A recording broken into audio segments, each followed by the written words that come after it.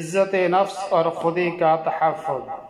شرک انسان کو بے شمار خیالی اور وہمی قوتوں کے خوف میں مبتلا کر دیتا ہے۔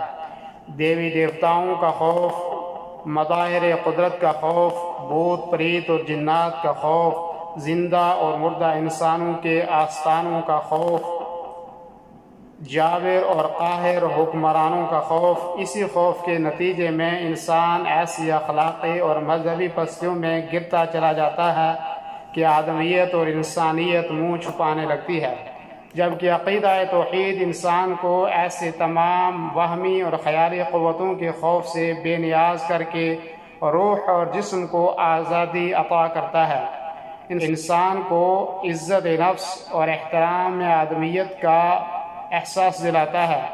ہر آن سے وَلَقَدْ كَرَّمْنَا بَنِي آدم، یعنی ہم نے بنی آدم کو بزرگی عطا فرمائی، اور وَلَقَدْ خَلَقْنَا الْإِنسَانَ فِي أَحْسَنِ تَقْوِيمٍ، یعنی ہم نے انسان کو بہترین ساخت میں پیدا کیا کا فرمان الہی یاد دلاتا رہتا ہے۔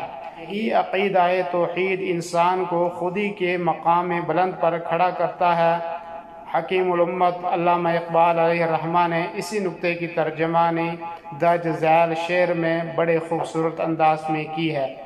خودی کا سر نہاں لا الہ الا اللہ، خودی ہے تیغ فشاں لا الہ الا اللہ۔